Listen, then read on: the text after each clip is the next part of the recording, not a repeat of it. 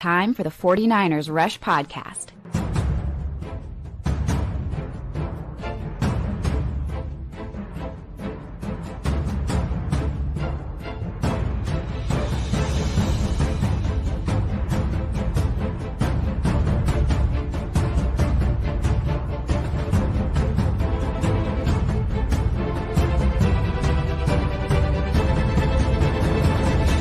And here's your host, John Chapman. Oh boy, how we doing, faithful? The highs and the lows of being a 49ers fan is just never ending. You have signed up for the roller coaster ride of a lifetime. It's just what it is. Just as you think things are great, they can't get better. And the 49ers are about to get so many players back from injury. Just wait and see.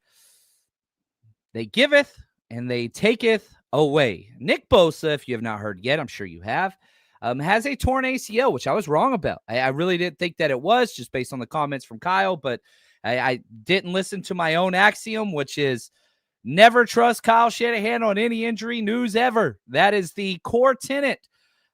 This is episode 1517, and I disregarded my own core tenet, which is Kyle Shanahan. You can't believe him. You can't believe him with anything with injuries. Ever.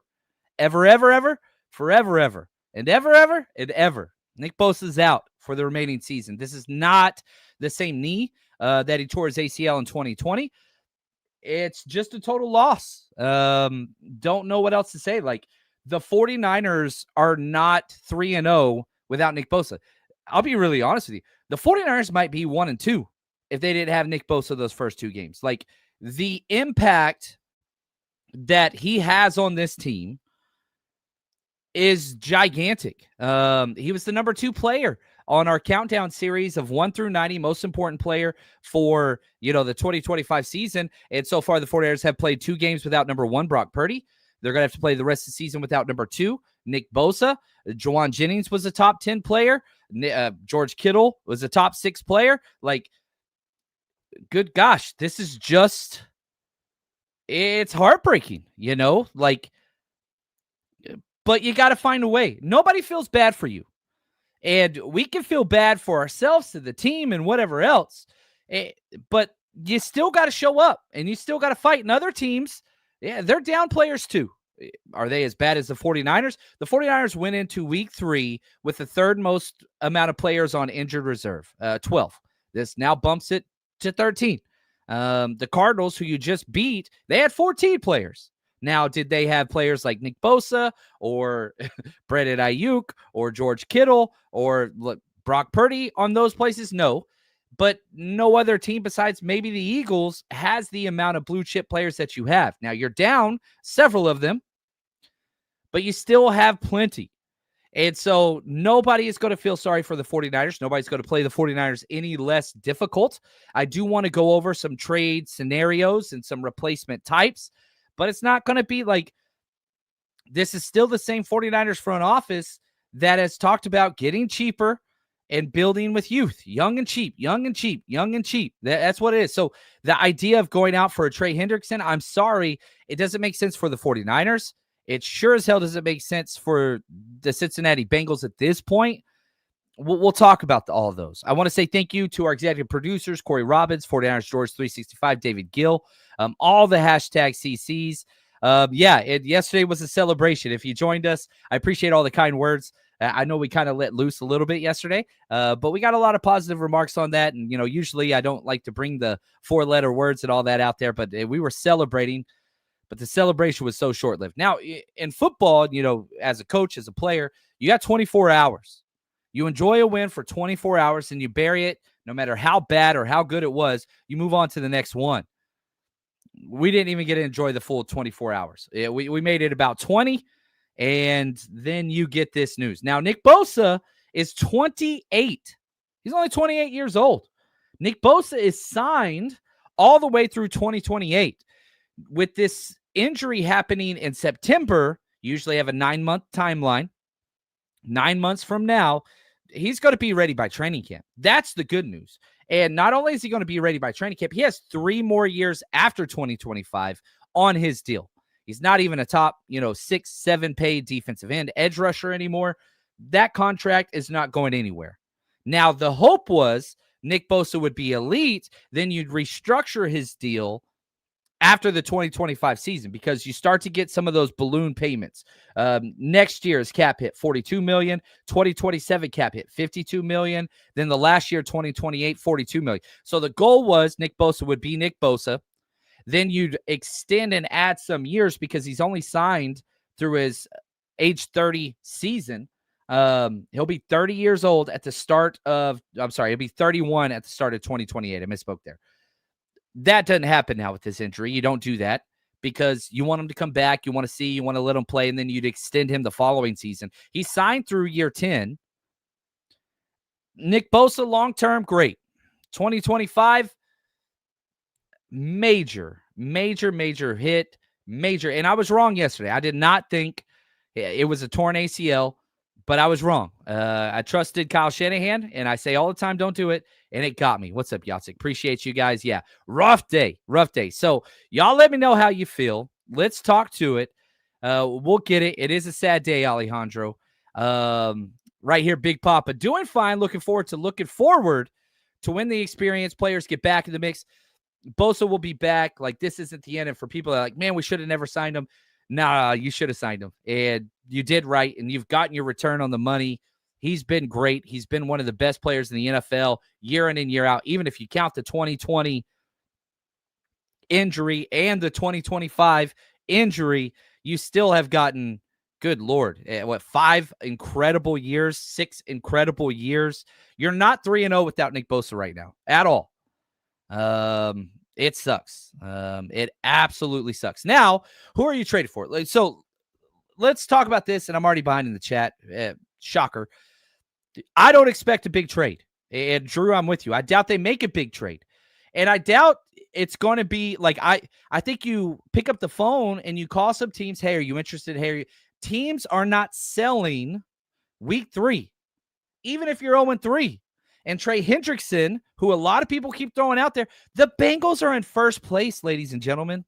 I know Joe Burrow's hurt, but they have one of the highest paid, highest faith in, backup quarterbacks. I know they just played a bad game. They're in first place. They're 2-1. They have the cheapest owner in the world. They're not selling a guy that just held out and he caved last minute. They're 2-1. First place teams are not selling talent. No. It's not. Now, maybe the Bengals lose 4 straight and they're 2-5, a month from now, then that conversation could happen. But teams that are in first place do not sell best in talent, period. I get that he's on an expiring contract. I understand that. Is he younger? No. Is he cheaper? No. You're still going to have to pay that dude, even if you get the Bengals to swallow a lot of that salary. I just don't see it now. Now, maybe if they lose 4 or 5 straight, then you can have that conversation, but that's a 5 weeks out. First place teams don't sell talent. And the Cincinnati Bengals are stupid, but they're 2-1 and in first place. They're not selling. They are not. And even if you look at, the teams that are out there that are 0-3, you're fighting for your job. Like, okay, the Miami Dolphins, that is a very good fit. Now, they run a multiple whatever set up front, and they're trying to do that 3-4 outside stuff. But, they've got guys, Bradley Chubb, not younger, not cheaper, but, yeah, sure. But their coach is fighting for their damn job. So you have to have a general manager who's also fighting for their job say, hey, we're going to build for the next coach and next GM. No. Now, once a few coaches and GMs get fired, then yes. Now, no. And even Mike McDaniel, who is 0-3 with the Dolphins, that dude's not selling. They just had a great Thursday night moral victory where they came out and played close with whatever. But, until these guys get fired, people are talking about the Giants. Dude, Daboll and that GM, Joe Schoen, they should have been fired years ago. Some of the worst coaching, whatever. Why would they sell? They traded future first for a quarterback like idiots. Gosh, that owner is just so stupid. Just so dumb. If you watch that Russell Wilson game, that dude bet on the game. Russell Wilson bet on the game, and they're still not benching him. That dude threw the performance in the fourth quarter. They wouldn't have won anyway, but I'm fully convinced. Like, Russell Wilson had to throw that game, but it just speaks to how dysfunctional that franchise is. If they start trading Kayvon Thibodeau, who I would love to get, those guys are fired within 5 minutes. So you have to wait for them to be completely fired and let go. So then you look at them and you're like, all right, New York Giants are 0-3. What's it going to take for them to get to that point? They play the Chargers next. That's 0-4, but then they play the Saints. Might win that game, right? Like, you've got to look at teams that have given up on the season. No team at 0-3 has given up on the season. Not one. Not one. Not one team has. You have to wait. Now, you might be able to get some, we want your third or fourth defensive end, but that ain't going to move the needle. That's not there. That's not there. Sean, appreciate the super chat, my friend. It's W's on Sundays and L's on Monday season. Again, it's getting old. The San Francisco, frick Niners. Yes, it's bad, man. It is bad. And it's just like, man, why can't we have nice things? Why can't we have nice things? It sucks. 40-hour throwback. His ACL injury wasn't as bad as the 2022 season. Diana reported less severe and a better recovery. Yeah, and that's why there's a little there. So you could tear your ACL. There's a complete tear. Then, like, the worst ACL injury you could ever have, you look at Brandon Ayuk, where you tore all three: ACL, MCL, your meniscus. Like, everything is just deconstructed. The fact that, again, we're going off of what Kyle Shanahan said. I didn't get to see the knee check in the blue tent. I hate that they brought that blue tent out, but makes sense and it's more humane. But, like, there's something, it could be partially torn, but if you go out there and it's partially torn, it's going to be torn completely, whatever. And we kind of went through the same thing with the UCL and Brock Purdy, right, in the elbow. Like, there's ways to look at this. Not all injuries are the same. But an ACL tear, you can't play on, especially when you're 260, 6'5", have no body fat, and you playing off that outside leg all the time. But, yeah, 3 total ACLs. Yeah, he's had 2 to one leg and 1 to the other. Not good, not good, not good, not good, not good. 40-hour throwback. John, I see Lynch draft another defensive end in the draft. The reason being is because you can't ever have enough pass rush. Thank God for that trade for Bryce Huff. That's huge. That is, oh, man. Dude's been great in the run game. I think your starters now, Mikael Williams, he stays starter. And I think Sam O snaps went through the roof. I think did he have more? Let me pull this up here. I got it right here. So if we're looking at just snap count for this game, right? So Mikael Williams, who missed some time, had 43 snaps at defensive end. Sam O had 42. Bryce Huff had 36. And, Sam O is your all-purpose guy. He had 20 run defense snaps, 21 pass rush snaps. Then you look at Bryce Huff. He had 28 pass rush snaps, 8 run game snaps. So your all-purpose guys are Sam O and Mikael Williams. Those are your all-purpose guys. You're hoping Eter Gross-Matos can get some more snaps. He had another 22 snaps, playing a little bit more consistent. And you've got guys that you can call up. We talked about this on the reaction show yesterday. But Robert Beal, you call Robert Beal up. And, nobody replaces Nick Bosa. He's a top 5 defensive end any way you want to look at it in the NFL. You don't have another top 5 defensive end on this roster. There's not a top 5 defensive end available in free agency. There is not. Robert Beal, he can help in the run game. Trevis Gibson, man, he could do some stuff on the outside, but it's not great. It's just not great. There's not a Nick Bosa in the cupboard. It's not. And so, yeah, I could definitely see them drafting another one. Charlie, you can't replace his IQ. Bosa isn't just an edge rusher. He's all-around great defensive end. We've been making that claim here for a very, very long time. Yatsik, we were light in terms of pass rushers with Bosa. What do we do now? This is how you built the roster. You did not build veteran depth across really any place besides linebacker and safety. That's it. You don't have veteran depth at corner. You don't have veteran depth across the defensive line. You don't have veteran depth on the offensive line. You don't have veteran depth at the wide receiver room. You do have veteran depth at the quarterback position. Mac Jones, that came through. So, like, you were spotty. When you go younger, cheaper, this is what it is. Now, Mikael Williams has paid dividends. He's been worth the first, the number 11 overall. Mikael Williams, if you would have took Mikael Williams at 2 overall and you got this performance, damn, you took Mikael Williams at number 1 overall. You wouldn't be upset with what he's done so far. You really would not. You really would not be upset. Like, you have gotten value out of Mikael Williams, but you need more. Flynn, why can't we just have nice things? Yeah, I'm with you. Drew, Jalen Phillips from the Dolphins. I would love Jalen Phillips from the Dolphins. Again, no teams are selling. Now, you're worried about injuries. Jalen Phillips is maybe the most injured defensive end in the entire NFL. I think that he is absolutely crazy, amazing. I don't know why he's not pulling up on this damn site. There we go. Jordan Phillips. No, it's Jalen Phillips. He ain't pulling up on here. Why don't they have him? Does he spell it weird? Is he one of those guys that spells it weird? I think he is.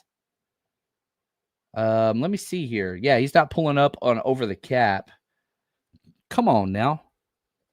Does he spell? I need to go back to my, Jalen, J-A-E. And sorry about that. That's why I couldn't find him. J-A-E in. So Jalen Phillips, edge. Let's look at his contract. So, like, everything has to come down to those two things.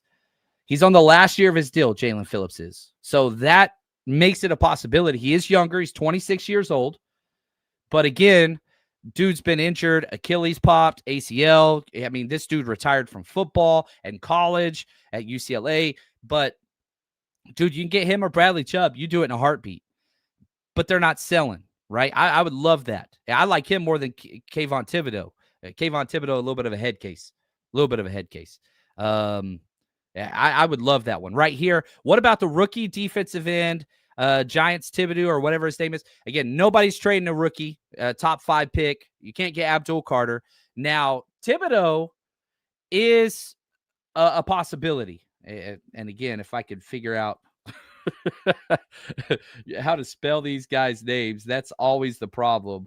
Yeah.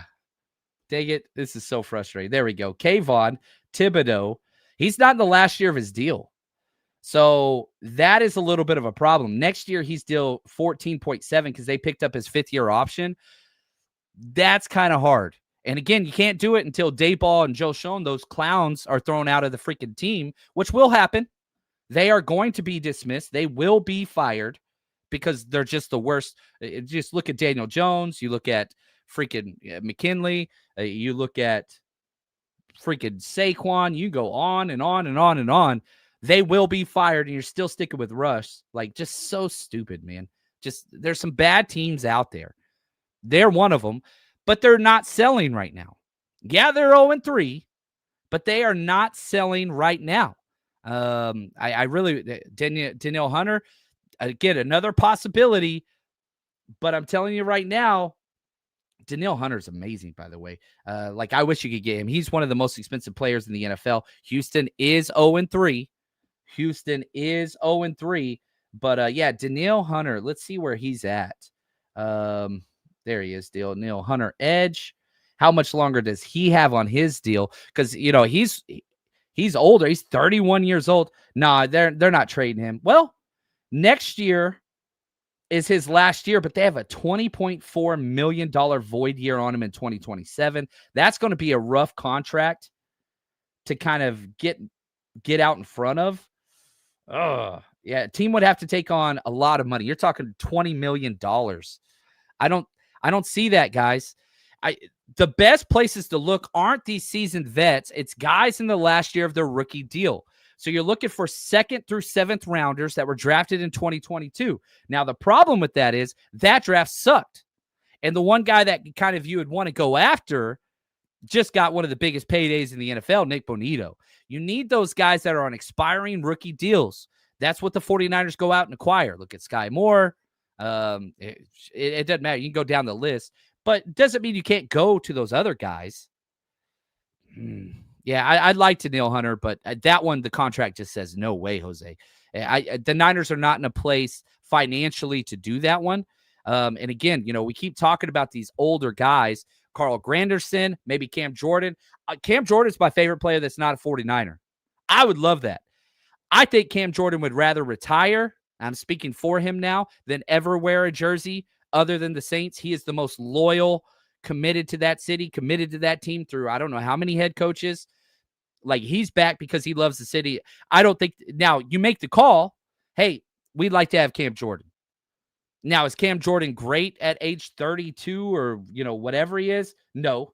When we played him, he wasn't really even a factor, but he's still very, very good. But, yeah, like, I just – you call and you try. But Cam Jordan ain't going to play for anybody else. Carl Granderson has 2 more years on his deal after this. He's 29 years old, $18 million cap hit next year, $18 million cap hit 2027. No, that doesn't work the books. Doesn't work the books. And again, you got a brand new head coach there in Kellen Moore. Why are we going to sell Carl Granderson, who's part of our rebuilding philosophy for the next 3 seasons? No. Has to make sense for the 49ers. Has to make sense for the cap. Has to make sense for the player. Has to make sense for the team trading him away. It's a quadrilateral, baby. And if you don't get the 4 check marks, it ain't happening. This ain't Madden. This isn't the NBA. There's no Nico freaking Harrison's dumbass out there that, selling premium real estate for pennies on the dollar. Those things just are not out there. I would love Granderson. I would love Cam Jordan. Financially, Granderson doesn't make sense. For the Saints, Granderson doesn't make sense. Cam Jordan makes sense, but man, I just know that dude. If they told him, hey, Cam, we're thinking about trading you, he says, I retire. He's like, I'm retiring right now. I'm not wearing their jersey. Like, did you hear what he said when the Niners talked about the Niners fans? You know what I mean? Like, that's part of it. That's part of it. That dude is awesome. Sean, what's up, man? Appreciate the super chat. I think if we do anything, it'll be at the trade deadline. You've got to wait for teams to quit and start rebuilding. No team is doing that now. You look at every single 0-3 team, okay? You've got the Jets, the Dolphins, Texans, Titans, Giants, Saints. 6. They're 6 undefeated. They're 6 defeated. All right. The NFL is always about balance. Perfectly balanced, as all things in life should be. Right? Like, you got 6 undefeated, 6 defeated. No team that is 0-3 is selling the farm. And then whenever you look at new coaches, right? Saints, Kellen Moore, they're not selling any future pieces. Expiring contracts, cool. D'Amico Ryans, not even close to a hot seat. He's won playoff games every single year he's there. Tennessee Titans, relatively, new coach, not relatively, you got a newer coach, and you got a young quarterback. You're not selling future pieces. The Jets, new coach, competitive, they're not selling future pieces. The Dolphins, maybe. The Dolphins and the Giants, those are your teams. Those are the ones you're looking for. You got to have this. So if you're in the hole, let's trade for a brand new defensive end. You are rooting against the Miami Dolphins and the New York Giants. Those are the 2 teams. Now, what about the 1 and 2 teams? They could be there. The Patriots, no. Brand new coach, new young quarterback. They're not trading future assets. The Browns, that team is such a damn disaster. I don't even know if I'd answer the call if they call. Maybe. Raiders are 1 and 2. Nope. They're in win now with Pete Carroll, oldest coach of the Broncos. Nope. Chiefs. Nope. Dallas Cowboys, disaster. Nope.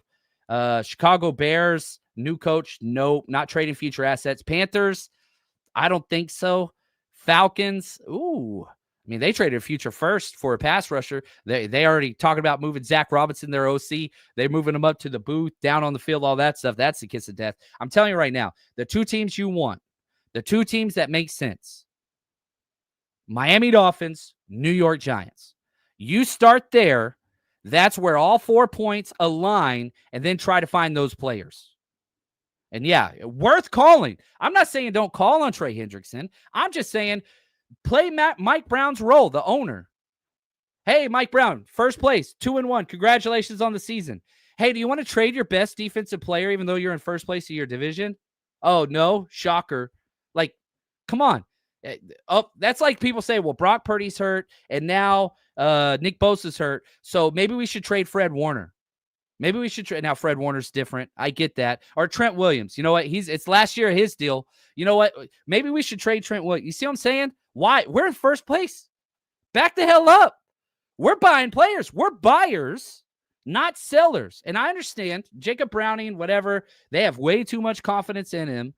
But for the Bengals, they're having the best start to their season that they've had in 5 seasons.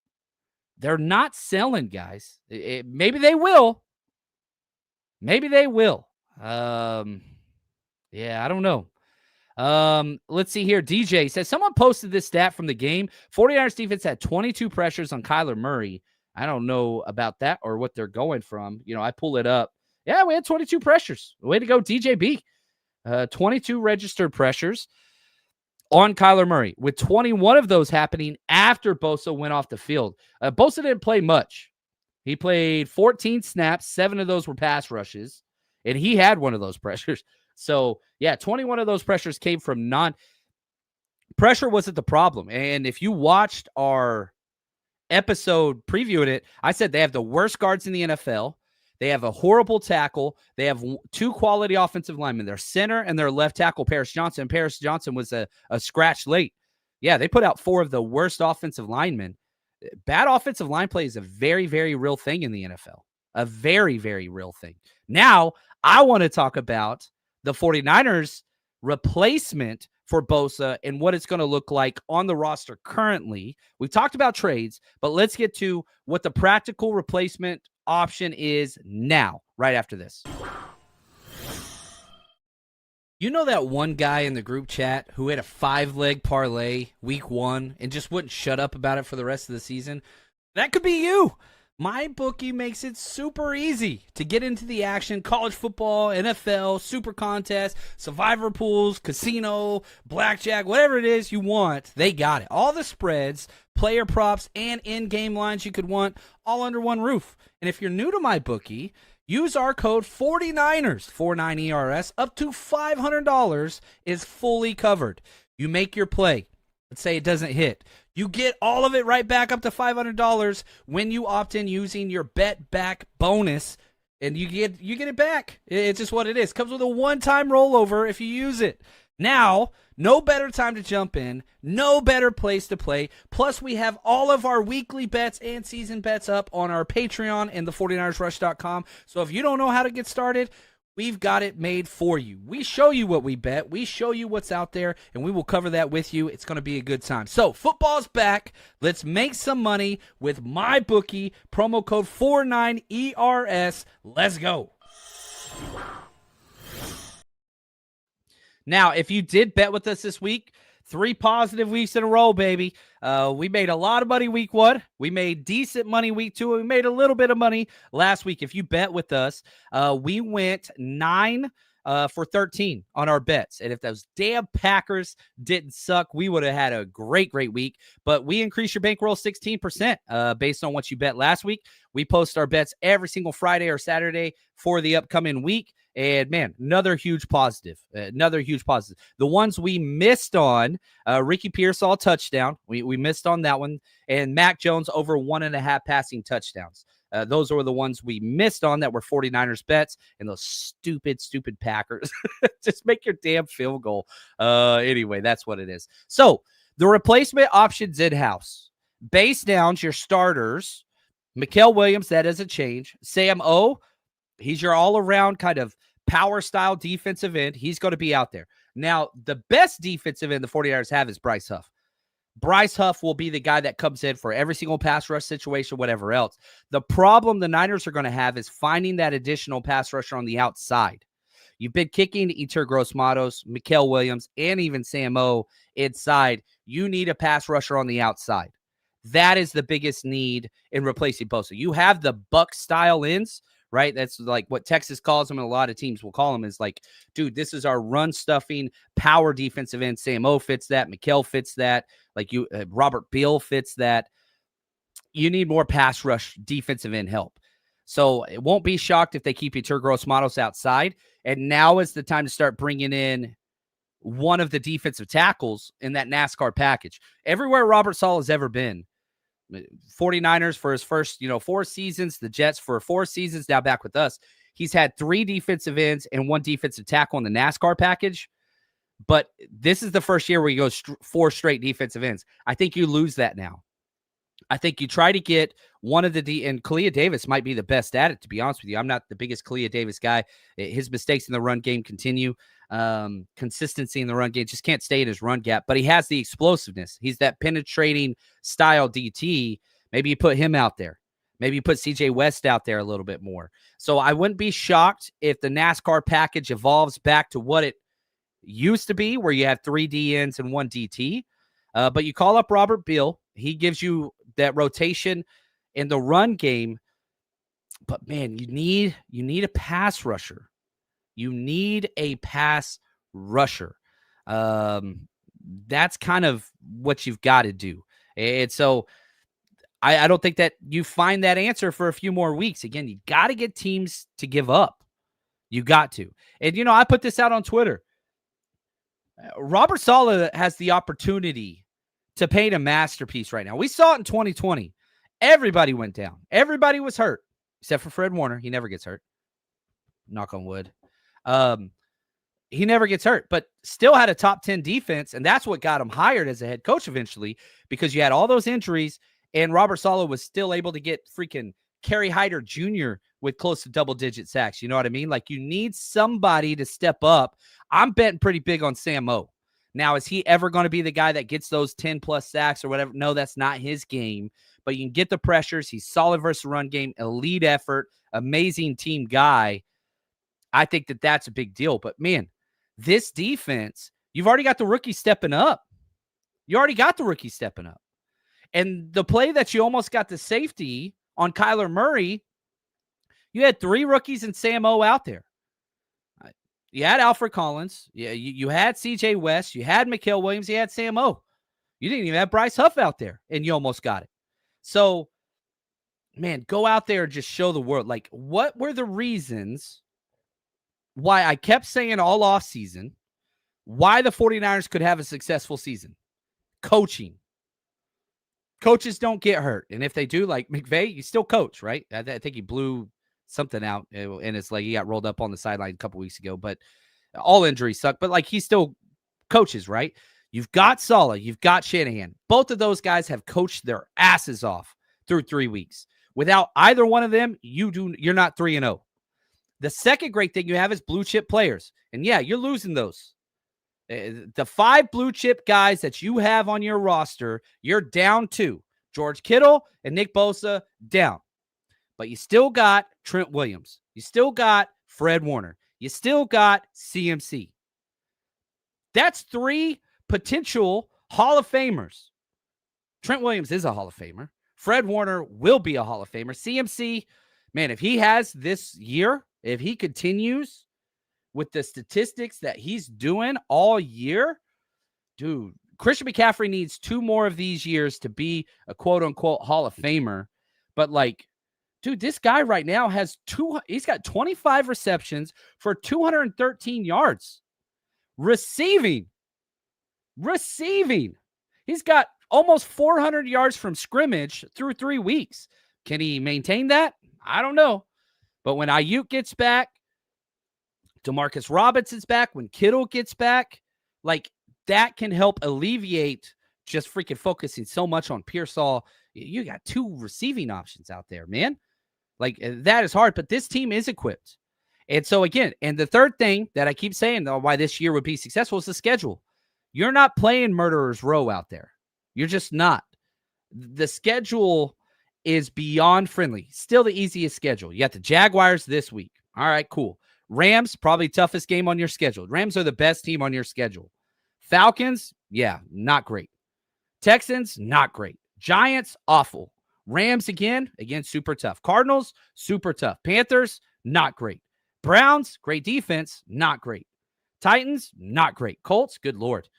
Indiana Jones doing some work over there, man. That dude's winning comeback player of the year. Like, yeah, I'm putting money on that one. Bears, hot or cold. And then the Seattle Seahawks. Like, dude, if you just beat the teams that have losing records right now, 1, 2, 3, 4, 5, 6, 7, 8. That's 8 wins.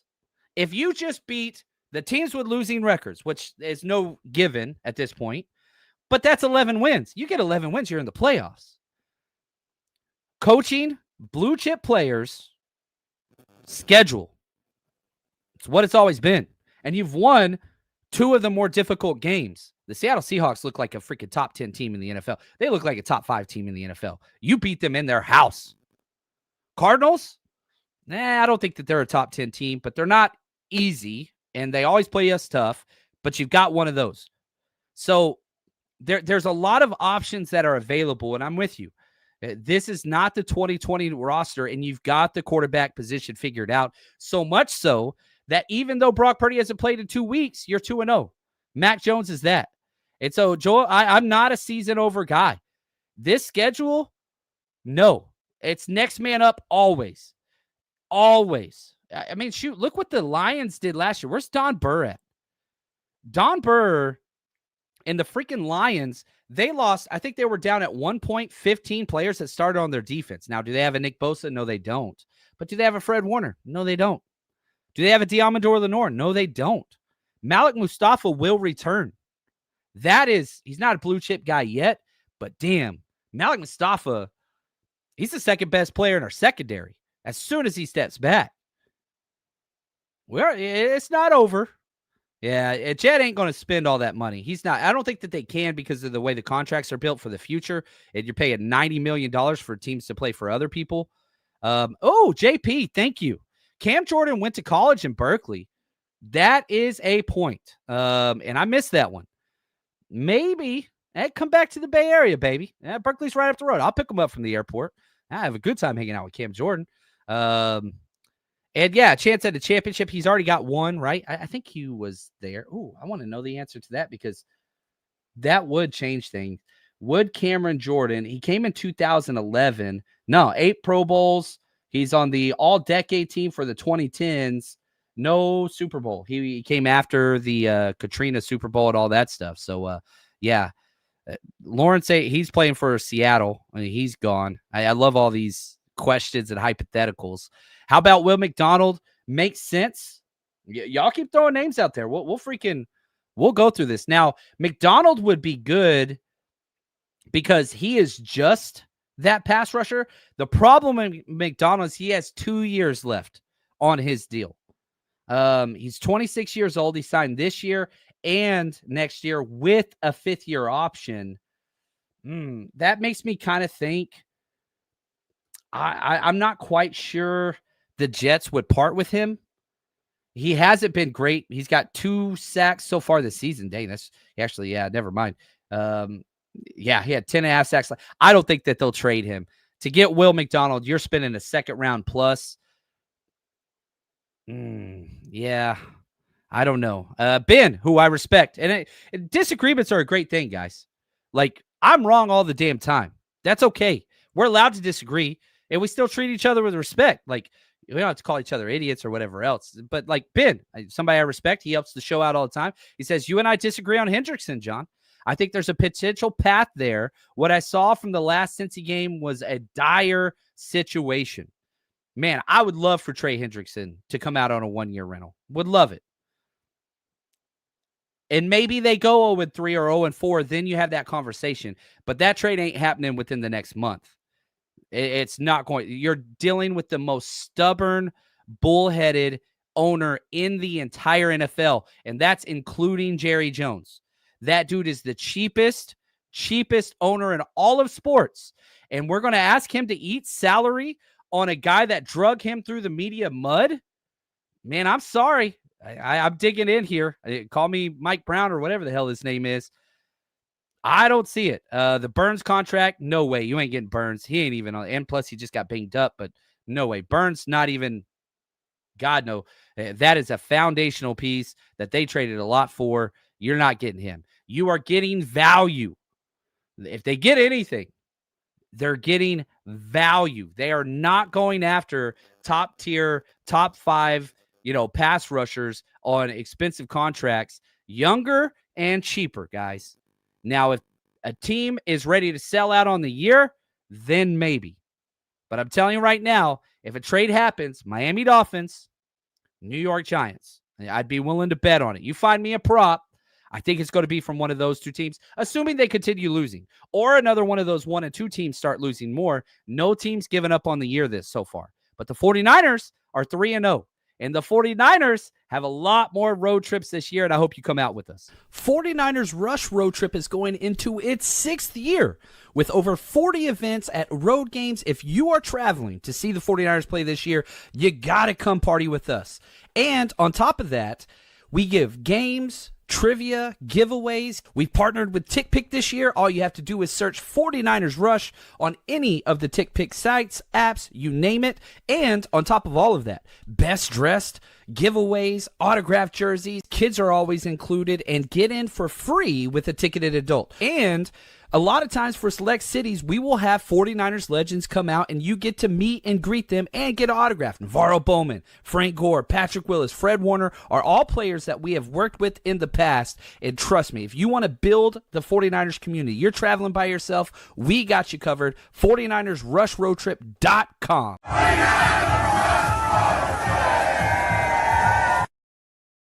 All right, we're going to be in Tampa Bay for the next event. We will not be into LA for the Thursday night game. We're going to be partying in Clearwater Beach. So excited at Coco's North Beach. Join us October 11th. And then we have our tailgate right across the street from the stadium. You'll see the giant pirate ship. We're going to be right next to that bad boy. It's as close as you can get to the stadium. Unlimited food, premium drinks. It is one of the coolest tailgates I've ever been a part of just because they bring such a theatrical aspect to it. We had a really, really good time. So go to the TickPick app, search 49ers Rush or the link in the description of this video. And we need help. So if you're going to be in Tampa Bay, come out. We need more workers. We throw a great time and we want to expand our family and our workers. And Houston, good Lord. Frank Gore is going to be partying with us. We're going to be at the Social Beer Garden HTX. Going to be off the charts. Eye of the Niner, Travis King. Houston's going to be bananas, guys. Tampa is going to be fun because I wanted to throw a party on the beach last year and the hurricane came through. So this is something I've wanted to do for years. So I'm super excited about that. I hope you guys come out with us. But yeah, just email us, 49ersrushpodcast@gmail.com. If you want to join the team and help us work these events and help other people have a good time, that is where you will reach out to us. So let's talk some grades because I want to go through this. Let's start with the defensive side. Bryce Huff, one of the trades that you got for pennies on the dollar. You got the Eagles to take their salary. You got that. You gave up almost nothing. Dude's the highest rated player we had, 90.1. 5 pressures, only 36 snaps. There's 66 snaps defensively. But, man, he only played 8 run snaps. But you're talking back-to-back weeks. And we were breaking this down on the 49ersrush.com where, dude, Bryce Huff is good against the run. I know you want to save him as a pass rusher, but you're not losing a lot in the run game when he's out there. But I think they want to preserve kind of what that looks like and get that done. And yeah, Steven says, hey, it's hurricane season. We got backups in Tampa. So we do have a backup facility that we would jump to inland if the weather is bad that week. So we always have a contingency. But thank you, Stephen. Don't rain on my parade. I want to party on the beach. I love beaches. Come on, man. I want to party on the beach. Fred Warner continues to be Defensive Player of the Year. And if this defense can continue to have these elite performances with Robert Saleh making it work. Thank you, Stephen. You get that done. I'm telling you right now, Fred Warner is going to be a candidate for Defensive Player of the Year. I got like something in my mouth. Sorry about that. Robert Saleh and Fred Warner are about to paint their masterpiece. I don't know if you've ever seen Man on Fire. It's one of my favorite. Ridley Scott, Christopher Walken. You got Denzel Washington. You got Fanny. I mean, amazing. I've seen it probably 12 times. And like the DEA agent or the Mexican like police officers talking with Christopher Walken. He's like, tell me about your friend Creasy, right? He's like, hey, Christopher, I can't do an impression. I wish I could. He's like, a man could be great at anything. It doesn't matter. It could be painting, could be food, could be whatever. He's like, but just stay out of his way. He's about to paint his masterpiece. And what he's good at is death, right? And so then, Man on Fire, Denzel goes and does what Denzel does. Amazing movie. Absolutely love it. But like Robert Saleh, the reason why he's one of the highest paid DCs isn't because you can coach well with Nick Bosa and Diamador Lenore and Fred Warner. It's what you can do whenever things are down. And you are 3-0 for several reasons, but what the defense has done in the fourth quarter has been unreal. It has just been unreal. Unreal. So I'm just saying, put faith in why you are here. You have the best defensive player in the NFL. It's Fred Warner. I know he doesn't play a premium position. You have one of the best defensive coaches in the NFL, and Robert Saleh. You're about to get Malik Mustafa back. There is beauty in what is about to take place. There is beauty. I trust Robert Saleh. I trust Fred Warner more than anybody. That dude is just, so freaking good. And yes, Steven, thanks for the super chat. Travis Gibson, dude, go back. We have to tape up. Go back, the 49ersrush.com or our Patreon. Go back to the preseason defensive game tape. It is broken down for you. Watch Travis Gibson. That dude, the amount of pressures in the pass rush situation, allow Robert Beal to be the run guy. And Travis Gibson, just work him in. 7 to 10 snaps a game, pass rush situation only. Give him a chance. Remember what he did with Kerry Hyder, guys. Kerry freaking Hyder Jr. I'm telling you. I'm telling you, man. I'm telling you. Back to the grades. D winners. I asked a question on Twitter. I was like, who are the top 5 49ers through 3 weeks? I struggled with only 5. I legitimately struggled. And people were like, what about? Like, you've got players that are just playing so damn well consistently. Here was my list, okay? Top 5 49ers through 3 weeks. Fred Warner's 1. He's my number 1. Ricky Pearsall is my number 2. He's 3rd in the NFL in receiving yards, by the way. Ricky Pearsall is like consistent, amazing. He's leading the NFL in contested catch yards. Like, it's weird. Ricky Pearsall's whole thing is getting separation. He's not getting separation, but he's getting the damn job done. It's crazy. The 2 plays where Ricky Pearsall was the most wide open, Mac Jones missed him. And again, early this morning, we did the first half offensive breakdown. That's up on the 49ersrush.com now. Ricky Pearsall should have had 80-plus yards after the first quarter. His best routes, his most separation, his most wide open, both incompletions. Mac Jones missed them. Ricky Pearsall is my number 2. Christian McCaffrey's my number 3. Not explosive, but just getting the damn job done. Like I said, he has almost 400 total yards through 3 weeks. 25 receptions through 3 weeks as a running back. Trent Williams, number 4. And that got Diamador Lenore, number 5.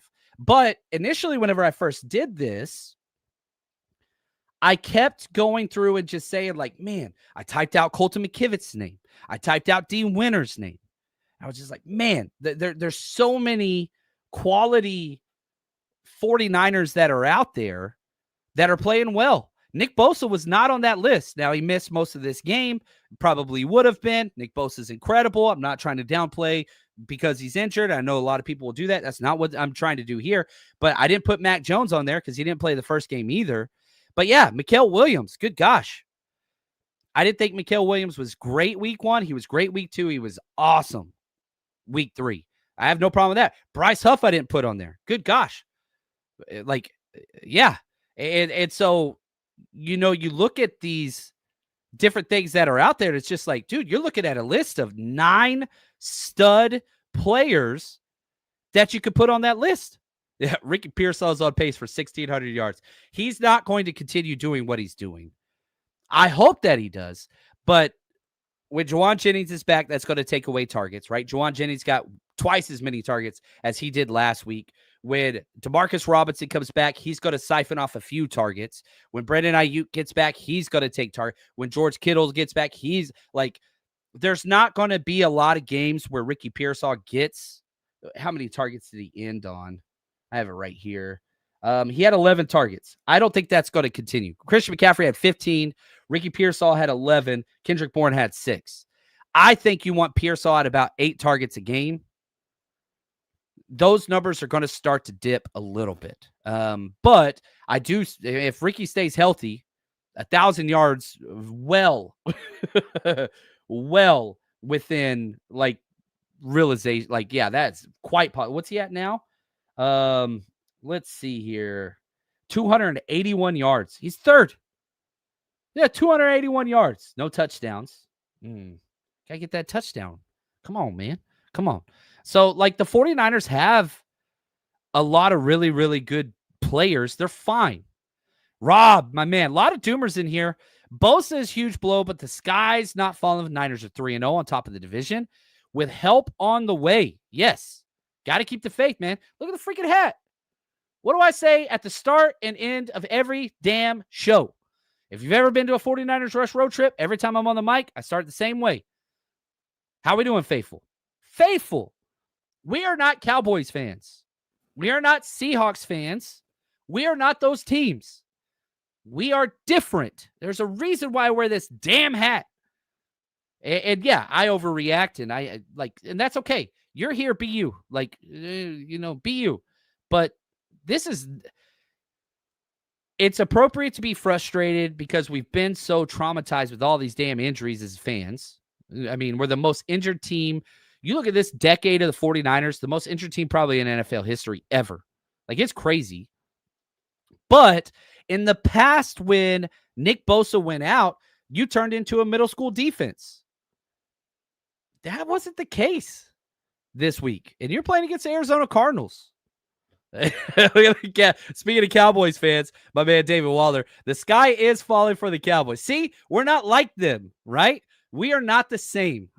David Waller is a good friend and Cowboys fan, but he knows. Cowboys, it's you can't get boat raced by the freaking Bears in their first win. And Jay, I'm still loyal and faithful, but I'm not going to be delusional. I keep it. There's nothing wrong with that. Whatever your thing is, but I'm just saying. Oh, yeah, bid. Fun fact, Niners are top of the NFC West. We all know. But we're also, currently after 3 weeks, the NFC number 1 seed. That's right. We got the most conference wins, 3-0. We have the most divisional wins. Actually, I think the Chargers have the most, but they're AFC. Playoffs were today. You'd have a bye week at home field advantage. We're quite a ways away from that. But you've done everything you needed to do through 3 weeks. Everything that you needed to do through 3 weeks. Guys, this is the last week for our raffle for 2 Rams tickets for week 5. That game might be the most important game on the schedule. It's Thursday night, which I hate, but week 5, October 2nd, we're giving away 2 tickets to SoFi, section 236 with a pink tailgate parking pass. We're going to be announcing the winner this September 25th at 10 a.m. on this show live. 1 chance for $20, 3 chances for $50. You buy as many as you want. Go to the49ers.com/Rams, or you can click the link in the description of this video podcast. All proceeds are going to our man Bruno, the stud 3-year-old fighting through leukemia. He's freaking awesome. So go support a good cause, win some tickets, win them, sell them, don't give a damn. But anyway, check that out. We're giving those away in 3 days. 3 days. Go get your entries in now. We'll do a live spin the wheel thing Thursday with Ant on 49ers Cutback. It'd be fun. We'll all celebrate together. I love giving stuff away. Get really, really happy whenever we do. Go check that out. Now, let's get back to the grades. And I want to go to the offensive side. I know this hasn't been really a heavy grades episode, but with the Nick Bosa injury news, I get that. Mac Jones, 80.7. Number 1 player, Trent Williams, continues to be incredible. 78.5. The film shows Trent is incredible. Ricky Pearsall, 3rd, 75.2. Brian Robinson, only 6 snaps, but amazing pass protection. Jake Brendel got turned around and blocked nobody on a play. Shocker. Jake Brendel sucked, by the way. This was 2023, 2024 Jake Brendel all over again, quitting on plays, blocking for half a count, whatever else. And people can talk about no pressures. The reason why he gave up no pressures is because Brian Robinson had to block 2 people on 1 play, and Jake Brendel blocked 0 on a blitz. It wasn't even a difficult blitz. It was just a stunt, but whatever. Brian Robinson made the best of 6 plays. He needs more time. He needs more plays. He needs more reps. He needs more carries. Brian Robinson needs more. Get this dude the ball. get this dude the ball. Colton McKivitz tied for 4th, and then Marquez Valdez-Scantling making it happen. The interior offensive line was so bad. Dominique Pooney, lowest graded player. Connor Colby, second lowest graded player. They had a pass protection rating of a 14.1 for Colby and a 28.9 for Pooney. Jake Brindle had a 38 grade pass protection. Horrible interior offensive line. Now, Pooney's not healthy. Connor Colby's not healthy. And Jake Brindle's just bad. Interior offensive line is the biggest concern on this team. Not Bosa, not defensive end. Interior offensive line is the biggest concern on this team. It is number one. That's got to be fixed. Now, once you start getting offensive weapons back, a la George Kittle, Demarcus Robinson, Brandon Ayuk, those guys back will make a tremendous difference because now teams have to respect the pass game and the perimeter game a lot more. Charlie, we need to draft a center next year. Probably not going to happen. The 49ers have not drafted a center in over a decade. Marcus Martin was the last center the 49ers drafted, and the 49ers have not drafted a tackle in 4 consecutive drafts, the only team in the NFL to do so. And that is why you're here. And whenever those EPA people tell you, oh, the 49ers actually have a great offensive line, bullshit. Watch the tape. They had one good game against the Saints. They sucked week 1. They sucked week 2. You have 2 quality tackles that are playing great ball. Interior offensive line sucks. It is awful. Doesn't mean it's going to stay awful. I have a lot of faith in Dominique Pooney, but man, he's developing. I hate that Dominique Pooney is close to Jake Brindle because you're starting to see Jake Brindle rub off in a bad way. Waist bending, quitting on plays, getting there for the initial count, and then letting up. That is not in Dominique Pooney's tape at Kansas, and it wasn't in last year's tape. Now it's starting to show its ugly face. I'm kind of worried about it. I don't know if that's a Chris Forrester thing.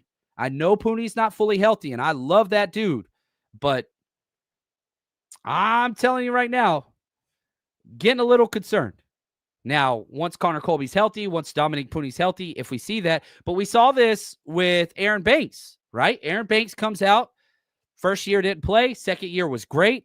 Then just injured. He never was good while he was injured. When Aaron Banks is healthy, he's quality, but he can't play through injuries. I'm not saying that's what Aaron Banks is. I'm just concerned. I am just concerned. My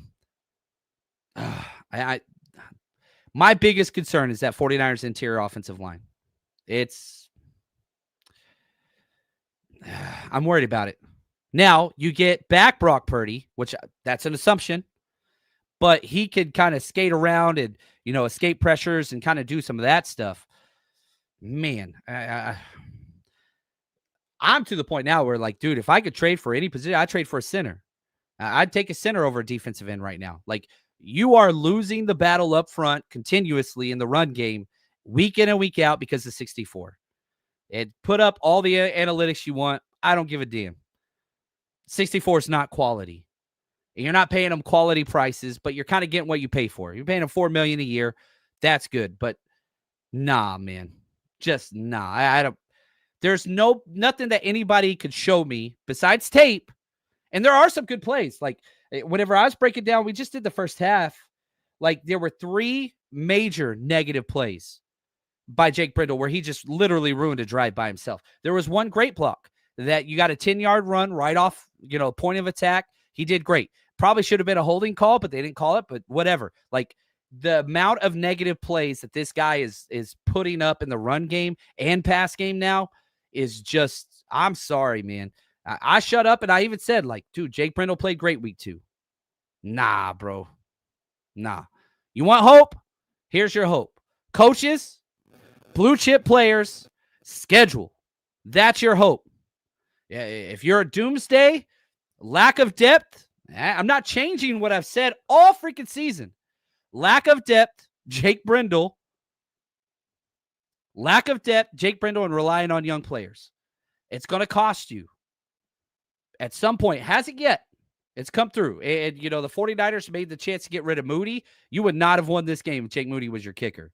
And right? And that's not me being petty to Jake Moody. It's just the coaching, the front office moved off him after a win, and then you stack another win whenever Eddie P goes out there and is freaking awesome. Thomas Morstead's awesome.